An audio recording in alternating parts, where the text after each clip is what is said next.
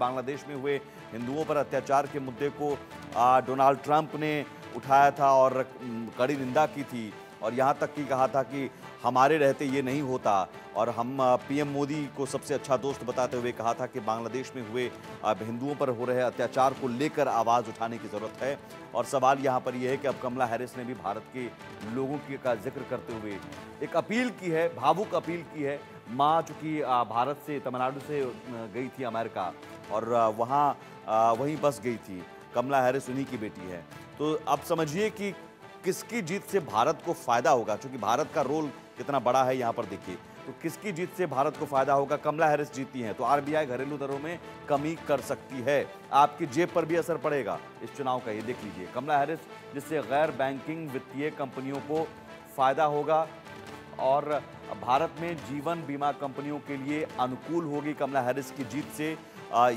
ये सारे फैक्टर हैं। भारत का आईटी सेक्टर को खास बूम नहीं मिलने की आशंका है। कमला हैरिस जीतती हैं, जैसा कि अरविंद जी ने कहा, भारत का फार्मास्यूटिकल सेक्टर ज़्यादा प्रभावित नहीं होगा। कमला हैरिस अगर जीतती हैं तो भारत की ऑटोमोबाइल इंडस्ट्री पर भी ज़्यादा प्रभाव नहीं पड़ने की संभावना है। कमला हैरिस की जीत का ये असर हो सकता है, भारत को फायदा हो सकता है। फायदा नुकसान भी बहुत सारे गिनाए जा रहे हैं अलग अलग नीति के जरिए। एक्सपर्ट्स कह रहे हैं कि चूंकि कमला हैरिस जो बाइडेन की नीति को ही आगे बढ़ाएंगी। डोनाल्ड ट्रंप जीते हैं तो क्या होगा? आरबीआई ऊंची ब्याज दरें लगाना शुरू कर सकता है। बीमा कंपनियों के लिए नकारात्मक हो सकता है डोनाल्ड ट्रंप की जीत का असर, आर्थिक तौर पर असर, जिसका असर इनडायरेक्टली आपकी जेब पर भी पड़ेगा। भारत के आईटी सेक्टर को फायदा होगा, लागत बढ़ सकती है, जाहिर है युवाओं के लिए बेहतर होगा। दवाओं के एक्सपोर्ट पर ज़्यादा प्रभाव नहीं पड़ेगा डोनाल्ड ट्रंप की जीत के बाद। डोनाल्ड ट्रंप अगर जीते हैं तो, लेकिन मेडिकेयर डील्स कम हो सकती है डोनाल्ड ट्रंप की जीत से। और डोनाल्ड ट्रंप पहले भी चूंकि अमेरिका फर्स्ट का नारा दे चुके हैं, चीनी इंपोर्ट पर टैरिफ बढ़ने से भारत का अमेरिका में ऑटो एक्सपोर्ट बढ़ सकता है। तो डोनाल्ड ट्रंप जीतते हैं तो भारत को क्या फ़ायदा होगा, क्या असर पड़ेगा भारत पर? तो आरबीआई ऊंची ब्याज दरें लगाना जारी रख सकता है। भारत से इस वक्त जो ट्रेड है वो कितना है, और उस ट्रेड का आप आंकड़ा देखेंगे तो अपने आप में समझेंगे कि भारत और अमेरिका के बीच जो रिश्ते हैं वो किसी के आने जाने से कम ज़्यादा हो सकता है, ज़्यादा इफेक्ट नहीं पड़ता है। आप समझिए कि भारत यूएस व्यापार 2024 में 48.2 बिलियन डॉलर का व्यापार हुआ और 2023 में 44.1 बिलियन डॉलर। 2023 और 2024 इन दोनों के आंकड़ों को देखेंगे तो ज़्यादा फर्क है, करीब करीब 4 बिलियन डॉलर का फर्क है। 2024 में यूएस से इंपोर्ट किया गया 24 बिलियन डॉलर इंपोर्ट किया गया और 2023 में 25.9 बिलियन डॉलर का इंपोर्ट किया गया, आयात किया गया। तो एक्सपोर्ट ज़्यादा, 44.1 बिलियन डॉलर का एक्सपोर्ट और 48.2 बिलियन डॉलर का एक्सपोर्ट। 2024 में करीब करीब 4 बिलियन डॉलर का इजाफा हुआ एक्सपोर्ट में। भारत से जो एक्सपोर्ट किया जाता है अमेरिका को, वो उसमें ज़्यादा इजाफा है और वो आंकड़ा ज़ाहिर बढ़ा है और इसका असर भारत की अर्थव्यवस्था पर पड़ता है। भारत की अर्थव्यवस्था बूम होती है और क्या क्या एक्सपोर्ट होता है। जो गुड्स हैं वो गुड्स 2023 में 83.8 बिलियन डॉलर के एक्सपोर्ट्स हुए। 2018 में जबकि 54.3 बिलियन डॉलर के एक्सपोर्ट हुए थे गुड्स, जो सामान हैं। तो 2018 के मुकाबले ये फ़र्क देखिए। सर्विसेज अगर एक्सपोर्ट की बात करें, सर्विसेज एक्सपोर्ट में भी बढ़ोतरी हुई। 2018 में आप देखिए 28.9 बिलियन डॉलर सर्विसेज, 2023 में 36.3, इसमें भी करीब करीब 8 बिलियन डॉलर का एक्सपोर्ट्स। तो कुल आप देखिए कि 2018 के मुकाबले 2023 इन 5 सालों में कितनी बढ़ोतरी हुई। तो 83.2 बिलियन डॉलर का एक्सपोर्ट्स कुल टोटल गुड्स एंड सर्विसेज मिलाकर 2018 में, जबकि 2023 में हम आते हैं तो 120.1। सीधे सीधे आप समझिए कि 40 से 41 बिलियन डॉलर का इजाफा हुआ 5 सालों में, और ये इजाफा होता रहा है। और ये 2020 में सरकार बदली थी, जो बाइडेन की सरकार आई थी। 2018 से 20 ट्रंप थे, लेकिन 2020 में जो बाइडेन आए तब भी ज़्यादा इफेक्ट नहीं पड़ता, क्योंकि दोनों देशों के हित इसमें हैं और ट्रेड रिलेशन है या इकोनॉमिक रिलेशन है, उसमें ज़्यादा इफेक्ट इसीलिए नहीं पड़ सकता है कि दोनों देशों को इसमें फ़ायदा है और अमेरिका को ज़्यादा फ़ायदा है, क्योंकि भारत एक बड़ा बाजार है। अब यहाँ अरविंद जी जो हमने आंकड़े दिखाए हैं, आपने ज़रूर कहा कि अब डोनाल्ड ट्रंप ज़्यादा मुफीद हो सकते हैं और चूंकि पीएम मोदी को सबसे ज़्यादा अच्छा दोस्त बताते रहे हैं। अभी हिंदुओं पर अत्याचार को लेकर भी उन्होंने पोस्ट किया, बांग्लादेश में हिंदुओं पर अत्याचार को लेकर। लेकिन कमला हैरिस भी आती हैं, डोनाल्ड ट्रंप भी आते हैं। ये आंकड़े जो हमने दिखाए कि क्या इन आंकड़ों पर कुछ असर पड़ सकता है क्या? बिल्कुल, अगर इसका कोई असर पड़ेगा जहाँ साहब, तो वो बहुत ही लिमिटेड पड़ेगा, स्लाइटली होगा कि थोड़ा-सा अप एंड डाउन हो जाए। पर हमारे भारत के हितों पे कोई बहुत बड़ा असर नहीं होने वाला है। और भारत के जो राष्ट्रीय प्रतीक में जो 4 शेर हैं, वो अब अपनी गति पकड़ चुके हैं, तो उस गति को रोकना अब संभव नहीं है। दुनिया की बहुत ही तेज़ी से बढ़ती हुई अर्थव्यवस्था है और एक बहुत बड़ी पॉपुलेशन है, जिसको अगर रोज़गार मिल गया, तो मुझे लगता है कि ये पूरी दुनिया के लिए एक बहुत ही भारत मजबूत और एक ताकतवर देश के रूप में उभरेगा। पर ये है कि कुल मिला के चाहे सरकार किसी की भी आए, उसका फ़र्क बहुत है, वो स्लाइटली ही पड़ेगा। अगर ट्रम्प साहब आते हैं, तो थोड़ा-सा मुफ़ीद होगा भारत के लिए, क्योंकि हो सकता है कि ऐसी लेकिन कंडीशन डोनाल्ड में ट्रंप जो को लेकर उनको लेकर खासकर ये कहा जो जाता है कि कई बार ऐसे बयान आते हैं, बड़े वो आप समझिए कि अनसर्टेन है वो, आप कब क्या कहेंगे, कब आपको डेविड वो ब्रांड नाम मैं भूल रहा हूँ, हार्ले डेविडसन, हार्ले डेविडसन को लेकर जो विवाद हुआ, तो क्या ये एक भरोसा डोनाल्ड ट्रंप के बयानों को लेकर कई बार ऐसा बयान भी दे दिया जो भारत के लिए अच्छा नहीं था? हाँ, ये तो सच है। उसके अलावा जो खासकर जो उनके जो वीज़ाज़ को लेकर हैं, तो उससे भारत के जो खासकर स्टूडेंट्स वगैरह हैं, वो वहाँ जाकर बाद में पहले वो पढ़ाई करते हैं वहाँ, फिर बाद में वो रोज़गार वगैरह भी तलाशते हैं। हाँ। तो अगर ट्रम्प की वो नीतियाँ जारी रही, तो ये भारत के लिए मुफ़ीद नहीं है। तो ये बात तो सच है, इसमें कोई दो राय नहीं है।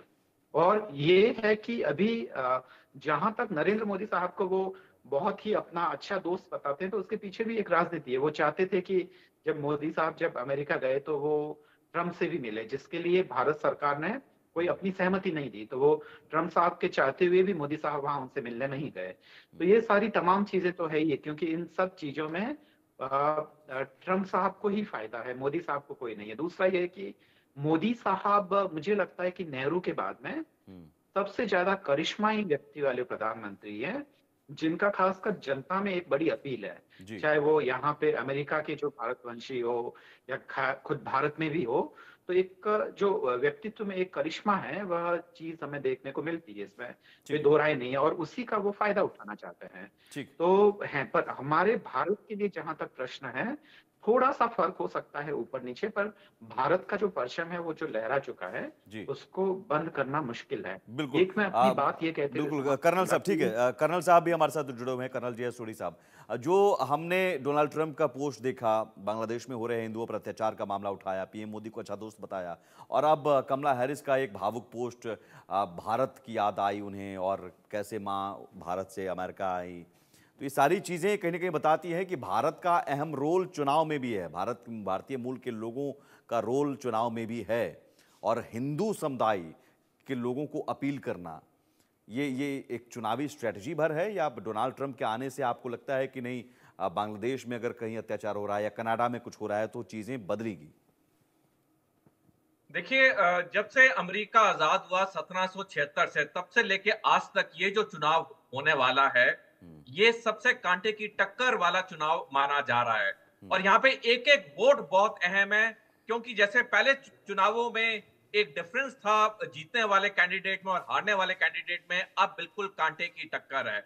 और चाहे डोनाल्ड ट्रंप हो चाहे कमला हैरिस हो, ये दोनों अच्छी तरह जानते हैं कि जो 26 लाख भारत मूल के वहां वोटर हैं, वो बहुत ही महत्वपूर्ण होंगे ये चुनाव जीतने के लिए।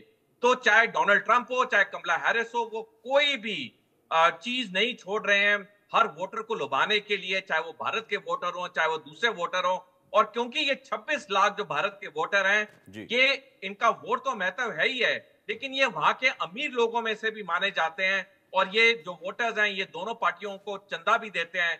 तो हर लिहाज से ये 26 लाख वोटर दोनों डोनाल्ड ट्रंप और कमला हैरिस के लिए बहुत ही महत्वपूर्ण है।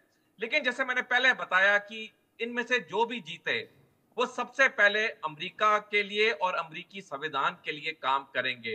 भारत के साथ दोस्ती, अन्य देशों के साथ दोस्ती, उनकी सेकेंडरी चीज होती है, लेकिन उनके लिए जो पहली लॉयल्टी होती है वो अमेरिका के लिए होती है और अमेरिकी संविधान के लिए होती है, जो कि वाजिब भी है।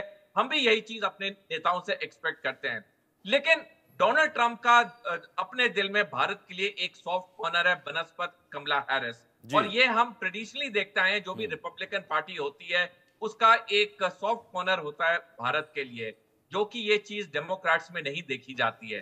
लेकिन आज की तारीख में अमेरिका की अपनी ही आर्थिक हालत इतनी खराब है, वहां पे आए गए दिन प्रदर्शन हो रहे हैं कि हमारा टैक्स पेयर का पैसा क्यों युद्धों में बर्बाद किया जा रहा है। तो चाहे डोनाल्ड ट्रंप जीते हैं, चाहे कमला हैरिस जीते, इनके जी। ऊपर बहुत ज्यादा दबाव होगा जी। भारत के साथ अच्छे रिश्ते रखने के लिए, क्योंकि भारत से जो उनको आय होती है, जो भारत का व्यापार होता है, हाँ। वो एक बहुत बड़ा हिस्सा है उनकी जीडीपी का। ठीक है। बिल्कुल, बहुत शुक्रिया हमसे जुड़ने के लिए। लेकिन ये आप दोनों से यहाँ मैं ये भी जानना चाहूंगा, आप दोनों का में कौन किसे चाहता है? कर्नल साहब, आपसे शुरुआत, कमला हैरिस या डोनाल्ड ट्रंप? देखिए, मैं तो कमला हैरिस के लिए वोट करूंगा कि वो भारतीय मूल की हैं और उन्होंने इतने लेवल पे पहुंची हैं। और जैसे सारे कहते हैं जी। कि जो भी अमेरिकी राष्ट्रपति होता है वो दुनिया का सबसे पावरफुल इंसान होता है, तो मैं चाहूंगा कि चलिए, आप कमला कमला हैरिस हैरिस। अरविंद जी? दुनिया का सबसे पावरफुल इंसान बने। मुझे जहां तक लगता है झा साहब, दोनों में से कोई भी जीते, कमला नहीं हैरिस नहीं, की आप जीतने आप पे आप एक आप देखिए, कर्नल साहब ने बहुत ईमानदारी से जवाब दे दिया। आप डोनाल्ड ट्रंप या कमला हैरिस? इसका मुझे लगता है कि डोनाल्ड ट्रंप ज्यादा चलिए, मुफीद तो ये रहेंगे यहाँ भारत के यहाँ लिए। भी कांटे की टक्कर दिख गई है। दो एक्सपर्ट्स हमारे साथ, और यहाँ भी कांटे की टक्कर, एक कमला हैरिस के साथ है और एक डोनाल्ड ट्रंप के साथ। तो कांटे की टक्कर का चुनाव जरूर है और देखना होगा कि इस चुनाव में कौन जीतता है, यूएस का बॉस कौन होता है। दुनिया भर की नजरें इस पर टिकी हुई हैं और जरूर दुनिया में अब इसी बात की चर्चा है कि इस चुनाव के बाद यूएस का बॉस कौन होता है, ये देखना होगा। और सबसे अहम है इस चुनाव में है कि दोनों तरफ से ये बातें कही जा रही हैं, महंगाई की या विदेश नीति की, इन